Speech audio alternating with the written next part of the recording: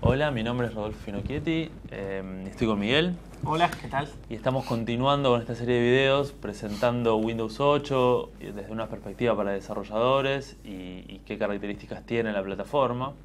Y ahora vamos a hablar un poquito sobre desarrollo de aplicaciones Metro.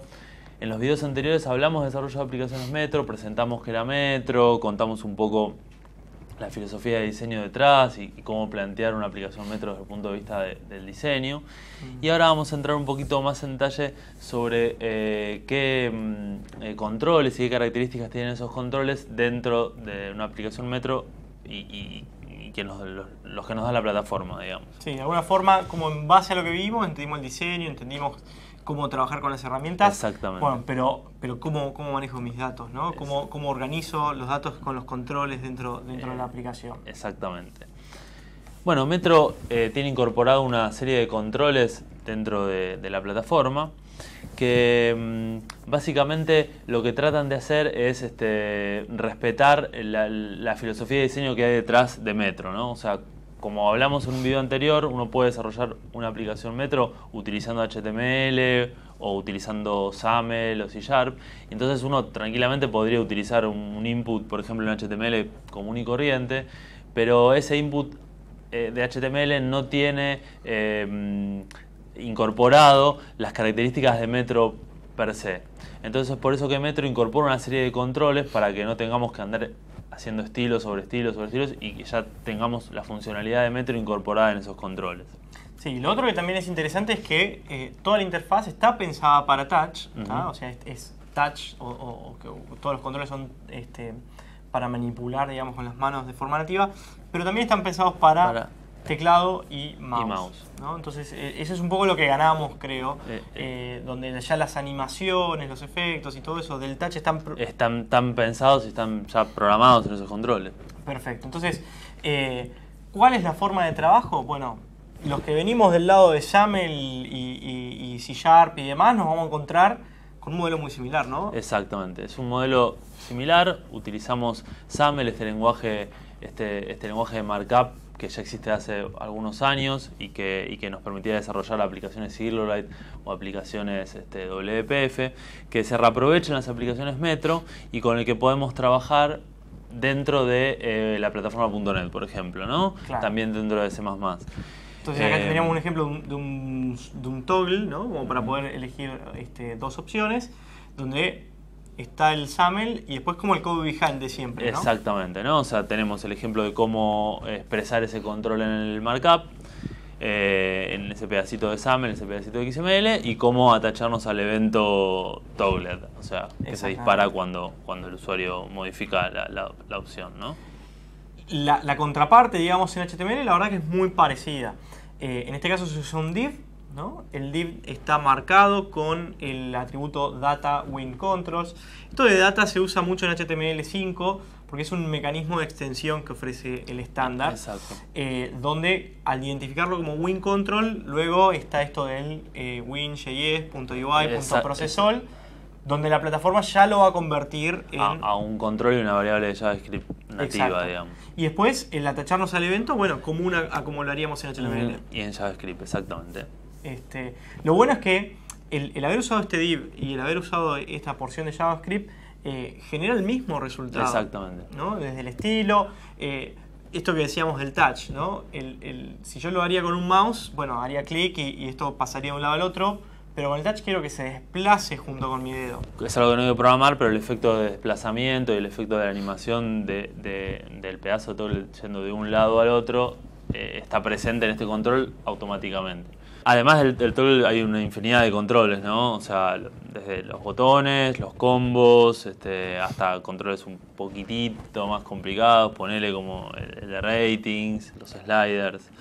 Claro. En fin, hay para todos los gustos. Sí, y lo bueno también es que al usar los controles, como que son pedacitos de experiencias a los cuales el usuario ya está acostumbrado, ¿no? Si uso el progress bar o el ring, digamos, que es para cuando estoy descargando algo y va a demorar y demás, es una forma de avisar al usuario. El usuario ya conoce, ya sabe de qué se trata, ya sabe qué está pasando y demás. Pero yo también podría estilearlos, ¿no? Exacto. Podría darle un estilo diferente al Metro Style, digamos. Claro, y que se vea más parecido a lo que puede ser mi marca y demás. Porque Metro, si bien define características específicas de diseño, también la idea es innovar sobre Metro, ¿no? Entonces, ahí es donde, por ahí contábamos al principio, poder tener un diseñador que construya sobre esa experiencia base algo más propio de la marca con la cual estemos trabajando, ¿no? Uno de los controles que por ahí es interesante ver un poco más en detalle tiene que ver con los controles de edición de texto, ¿tá? Porque de nuevo, pensar en Windows 8 implica pensar en dispositivos. Y en múltiples formas de interactuar con esos dispositivos. Exacto. Entonces, si vemos el caso concreto de el comportamiento que el control de texto puede tener, bueno, por ejemplo, cómo puedo seleccionar texto, cómo puedo copiarlo, pegarlo. ¿Cómo puedo pegarlo? Una de las cosas que uno espera que ocurra en un dispositivo es que estoy tipeando y bueno, y que me haga una recomendación de... Un autocomplete o una Exacto. recomendación sobre lo siguiente que voy a tipear. Exactamente. El spell checking, por ejemplo, el corrector también. Exactamente. Bueno, eso está integrando a nivel de plataforma. Pero hay una funcionalidad esta que por ahí era la que queríamos más destacar, que tiene que ver con que yo puedo decir cuál va a ser el tipo del texto que estoy ingresando, ¿no? Y esto es propio de HTML5. HTML5 incorpora esa funcionalidad, ¿no? De poder tener diferentes controles o configurar los controles de acuerdo al tipo de información que se espera que en esos controles se vaya a tipear, se vaya a ingresar. Claro, y el teclado mismo, digamos, del dispositivo se va a adaptar. Entonces, si yo lo que quiero es ingresar, no sé, un mail, bueno, el teclado tendría que tener el arroba, ¿no?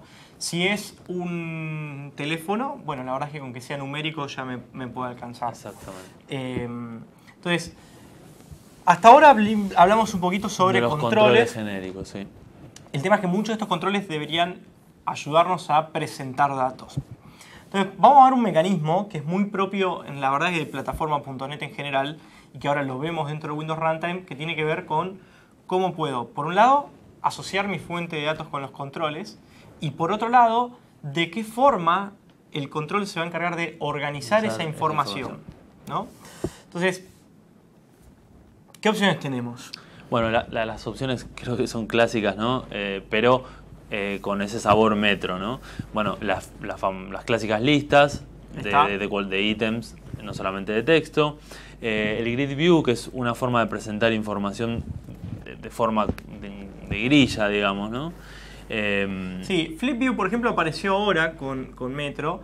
Y es el típico control que uno usa para ver imágenes, exactamente, ¿no? Entonces es como si uno estuviera pasando en una revista. Exactamente, ese es un control nuevo que no se conocía hasta ahora, pero no más allá de Windows 8 y de Metro, sino porque tiene que ver también con el tema de los dispositivos, ¿no? O sea, es una forma cómoda el Flip View si uno tiene una interfaz más táctil, ¿no? Claro, exactamente.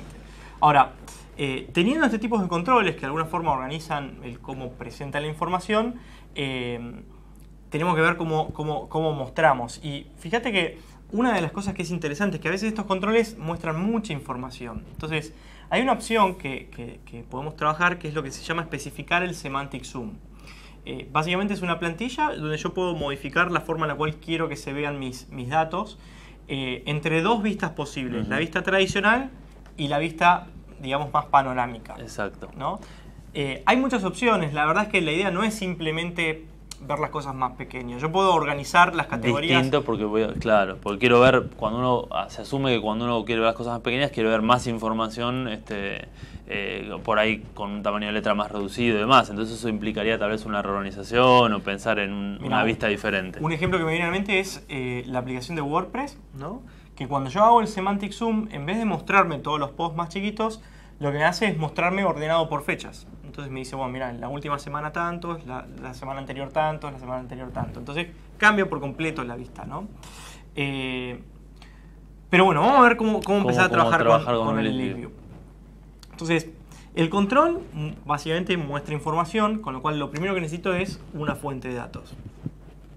Pero a partir de ahí se definen dos cosas más, ¿no?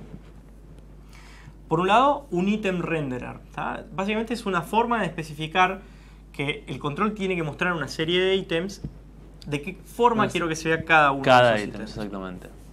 Pero no se queda ahí, sino que también puedo definir un layout, que es la forma de cómo quiero que se muestre el contenedor. El contenedor en general. Ahí está. Entonces, Bueno, acá hay un ejemplo concreto de código, ¿no, Rodo? ¿Esto cómo funcionaría? Esto, bueno, básicamente lo que tenemos en la parte inferior es el control en general, donde, bueno, de vuelta tenemos las propiedades Data Win Control y Data Win Options, que tienen un ID y tienen un tipo, en este caso el ListView, y donde básicamente configuro lo que vos decías en la parte de la página anterior, ¿no? Tenemos un data source, donde están mis datos, y después tenemos un ítem de render. El ítem de render apunta un template, que es un pedacito de HTML, que me va a indicar cómo cada ítem en particular se va a presentar, o sea, cuál es el template, cuál es la forma de presentar cada ítem, ¿no? Entonces, en la parte superior lo que tenemos es justamente la definición de ese template, que no deja de ser un div en donde yo configuro los elementos de ese div, los elementos gráficos, el input, la imagen, y donde también asocio ya así ahí las propiedades particulares de ese data source, ¿no? En este caso tenemos en la imagen una propiedad que se llama picture y en el botón una propiedad que se llama button, una propiedad del data source llama button text para cada ítem, cada botón que se va a renderizar por cada ítem, ¿no? Claro, de hecho, fíjate que el definir el primer div como un template permite que, bueno, la plataforma lo maneje como template. Entonces, por ejemplo, una de las cosas que va a hacer es setearle un display none, ¿no? Porque ese HTML no tiene sentido mostrarlo porque esto en realidad se va a repetir por cada uno de los ítems dentro del de la data lista, source, sí. ¿no? La otra forma de hacer esto mismo sería en SAML, ¿no? Y la verdad es que es muy similar. Es muy similar con la semántica propia de SAML, digamos. Pero tenemos los mismos conceptos y la misma forma de organizar esos conceptos, ¿no? Por un lado tenemos el template, de vuelta, ¿no? El control de imagen y el control de botón, con la semántica de SAML, también con sus propiedades bindeadas, y ese template se va a repetir por cada ítem que tengamos en el data source, que se define y se configura en el control general, en el layout del control general, que es el control grid view, que es el siguiente pedazo de SAML Claro. que se ve. Bueno, aquí recorrimos un poquito cómo funciona el mecanismo de controles. Hay mucho para ver, la verdad es que varios controles más que por ahí valen la pena ver en detalle, cómo funciona el app bar, cómo funcionan los diferentes puntos de extensibilidad que tiene Windows. Por ahí lo importante es conocer esta puntita que permite ir e investigar un poco más, ¿no? Exactamente. Así que los invitamos a que sigan explorando el mundo de los controles en las aplicaciones Metro. Más abajo vamos a compartir un link donde hay la especificación en la documentación en MSDN. Y bueno, cualquier cosa también recibimos comentarios. Rodo, muchas gracias. Muchas gracias.